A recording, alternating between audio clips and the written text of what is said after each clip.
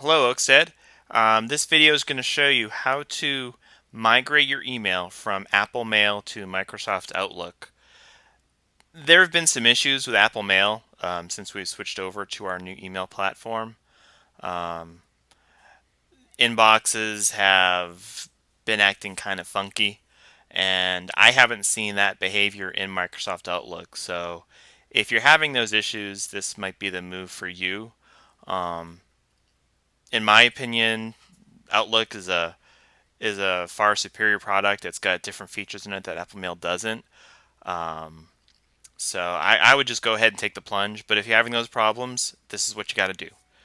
All right, first we're going to go ahead and open up Outlook. To get to Outlook, you're going to open up your Finder, go into Applications, and then go into your Microsoft Office 2011 folder. And then in here, you're going to see, your Word, PowerPoint, Excel, and then there's Outlook. I've already put them on my dock down here, and you can simply do that just by dragging them from the folder here and bring it down to your dock if you want to do that. All right, so let's open up Outlook.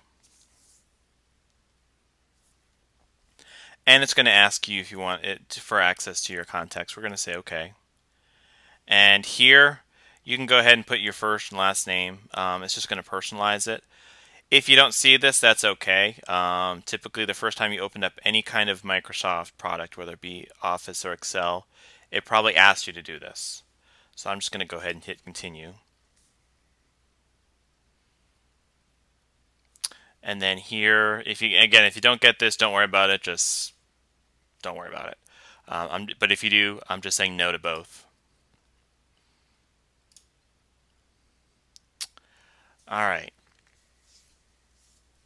Now here, it is asking you if you want to make Outlook your default application for email.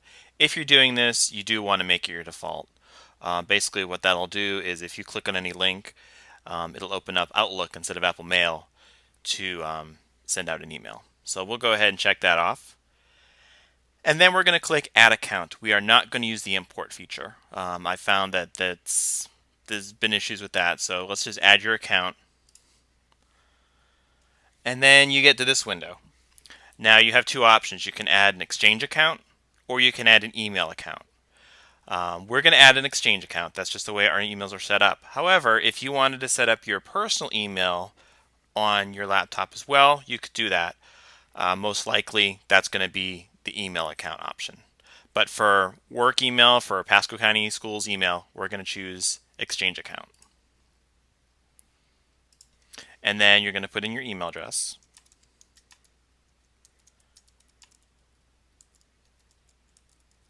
And then what I'm going to do is I'm going to highlight this and I'm going to go to Edit and I'm going to copy it. Because down here where it says username, my username is my email address. So I'm going to go ahead and paste it in there. Just a little time-saving feature there for you. You don't have to do that, but you can if you want. Whatever strikes your fancy. Okay, and your password again, your district provided password. And then we're going to click Add Account. Oh, and one thing down here, or back here, I went ahead and kept this checked off where it says Configure Automatically. I forgot to go over that. And then let's say Allow, and we can check off where it says Always use my response for this server. So we'll say Allow.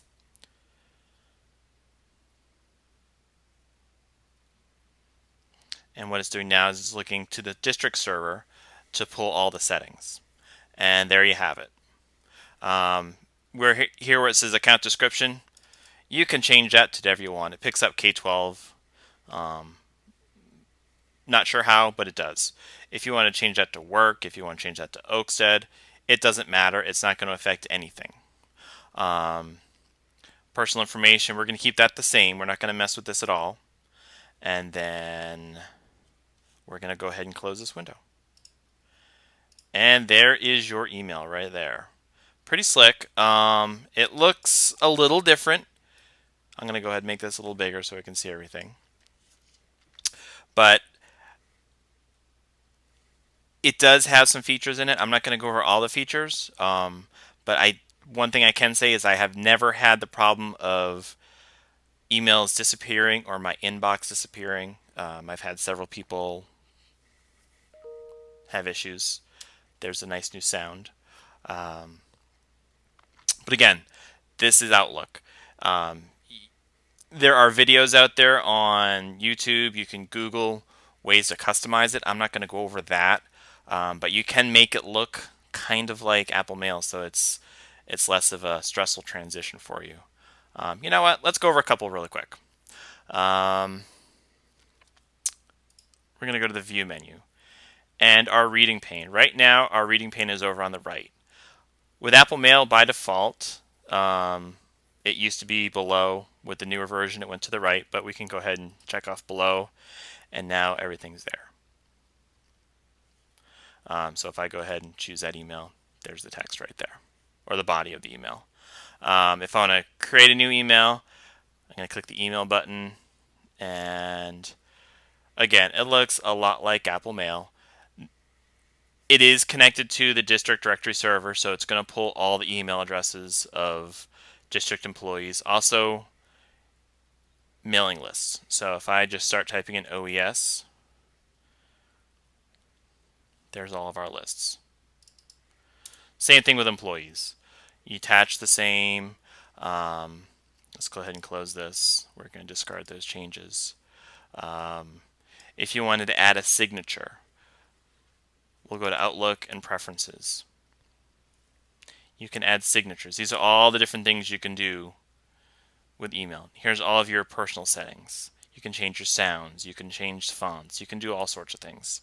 Again, I'm not going to go over that, but the major message I wanted to relay with this podcast was how to move from Apple Mail to Outlook. Now, there is one caveat to this. Let me go ahead and close that. If for some reason this didn't work for you, when we set it up and it asked for some server settings, then most likely on your computer you don't have the latest update from Microsoft. So what you're going to have to do is go to the Help menu and then click Check for Updates. And most likely your computer is set to manual. It could be set to automatically. It doesn't matter. But I'm going to go ahead and click Check for Updates. And it's going to go ahead and look for updates from Microsoft. Now, there are no updates available right now for me because I went ahead and did that.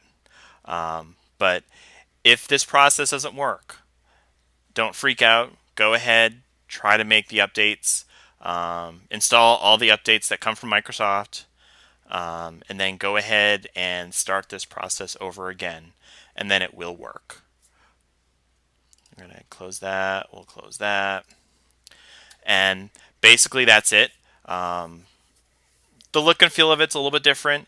It takes a little getting used to, but I think once you get past that initial period of uncertainty and you figure out how to do things, then you should be good to go. Over here, you'll notice any folders that you had in Apple Mail are now there too. So great product, easy.